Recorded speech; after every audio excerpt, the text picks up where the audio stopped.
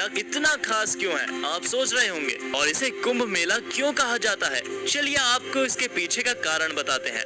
महाकुंभ मेला एक ऐसा उत्सव है जो हर किसी की जिंदगी में शायद ही एक बार आता है। क्यों? क्योंकि महाकुंभ तब होता है जब कुंभ का 12 साइकिल पूरा होता है और ये पूरा होने में लगते हैं 144 साल। इसलिए 2025 का ये महाकुंभ इतना खास है कि हो सकता है आपकी जिंदगी में ये पहली और आखिरी बार हो जब आप इसका अनुभव करें। दुनिया भर में जो साधु, संत, तपस्वी, तीर्थयात्री और भक्त होते हैं वो महाकुंभ में भाग लेने के लिए आते हैं। ये उत्सव लगभग 45 दिनों तक चलता है और इस दौरान हर जगह एक आध्यात्मिक ऊर्जा और महान अनुभव होता है। और कुछ दिनों पहले ही उत्तर प्रदेश के प्रयागराज में महाकुंभ उत्सव की शुरुआत हो चुकी है। लेकिन इस उत्सव की सबसे खास बात क्या है? वो है नागा साधु। उनके बिना इस महापर्व की तो कल्पना भी नहीं की जा सकती। हर साल हजारों नागा साधु इस उत्सव में शामिल होते हैं और जैसे ही उत्सव खत्म होता है वो कहीं गायब हो जाते हैं। कहाँ जाते हैं ये एक राज है जो हर किसी को हैरान कर देता है। आज हम इसी रहस्य की बात करेंगे। ये प्रथा शुरू कैसे हुई और ये नागा साधु कहाँ से आते हैं और कहाँ चले जाते हैं। दोस्तों, नागा साधु का जीवन आम इंसान के जीवन से बिल्कुल अलग होता है। ज्यादातर ये हिमालय की गुफाओं, घने जंगलों और दूर दराज के अंदर तपस्या करते हैं। इनका संबंध अखाड़ों से होता है। अब आप सोच रहे होंगे अखाड़ा क्या होता है? अखाड़ा एक ग्रुप या संगठन होता है जिसमें साधु संत एक साथ रहते हैं और धर्म और आध्यात्मिकता का पालन करते हैं। तो चलिए इस रहस्य के पीछे की कहानी को और गहराई से समझने की कोशिश करते हैं। वैसे हिंदू धर्म में 13 प्रमुख अखाड़े होते हैं, जैसे चूना अखाड़ा, निर्मल अखाड़ा और निरंजनी अखाड़ा। हर कुंभ मेले में ये अखाड़े अपने नागा साधुओं को भेजते हैं। इन अखाड़ों का मेन मोटिव होता है हिंदू धर्म की परंपराओं को सहेजना और आगे बढ़ना।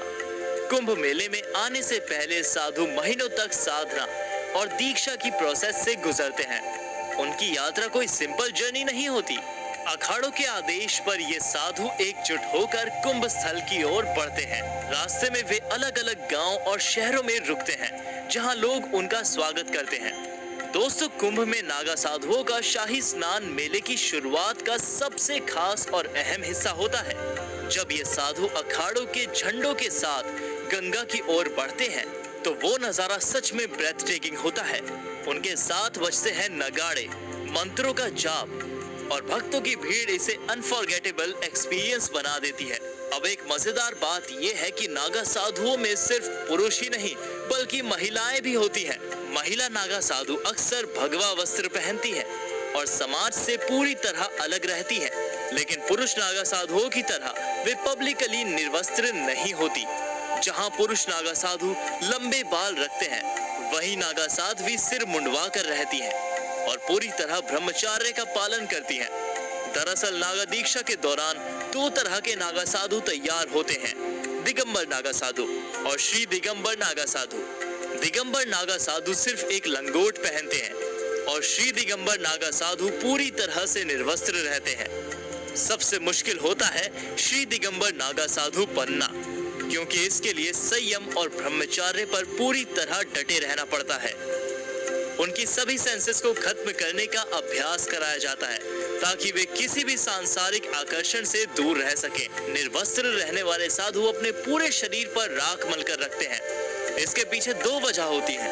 राख निश्वरता की प्रतीक है जो ये याद दिलाती है कि शरीर और संसार एक दिन खत्म हो जाएंगे। राख एक आवरण का काम करती है जिससे भक्तों को साधुओं के पास आने या उनसे बातचीत करने में झिझक महसूस नहीं होती। कुंभ के दौरान भी नए नागा साधु बनाए जाते हैं। जगह के हिसाब से इन साधुओं को अलग अलग नाम दिए जाते हैं। प्रयागराज के कुंभ में नागा साधु बनने वालों को नागा कहा जाता है। उज्जैन में बनने वालों को खूनी नागा कहते हैं। हरिद्वार में बनने वालों को बफारनी नागा कहा जाता है और नासिक में बनने वालों को खिचड़िया नागा कहते हैं।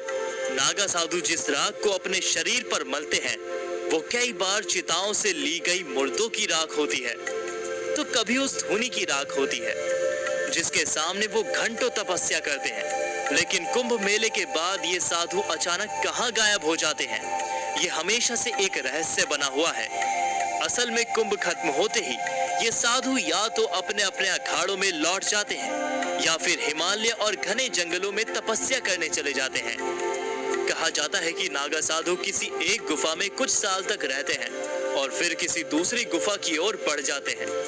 इस तरह एक गुफा से दूसरी गुफा में भटकते हुए भोले बाबा की भक्ति में लीन ये साधु अपने जीवन को जड़ी बूटियों और कंदमूल के सहारे जीते हैं। कई नागा तो जंगलों में ही सालों भटकते रहते हैं। इनकी झलक सिर्फ कुंभ या अर्ध कुंभ में ही दिखने को मिलती है, जब ये अचानक मेले में प्रकट हो जाते हैं और फिर उसी रहस्यमय अंदाज से ये गायब भी हो जाते हैं। क्या आप भी प्रयागराज में हो रहे इस महाकुंभ का हिस्सा बनोगे? अगर हाँ, तो अपने विचार कमेंट सेक्शन में जरूर शेयर करें। और जो लोग पहले से वहां हैं या वहां जा चुके हैं, कृपया अपने एक्सपीरियंस को हमें जरूर बताएं। मिलते हैं अगले वीडियो में, तब तक के लिए जय श्री कृष्ण, राधे राधे।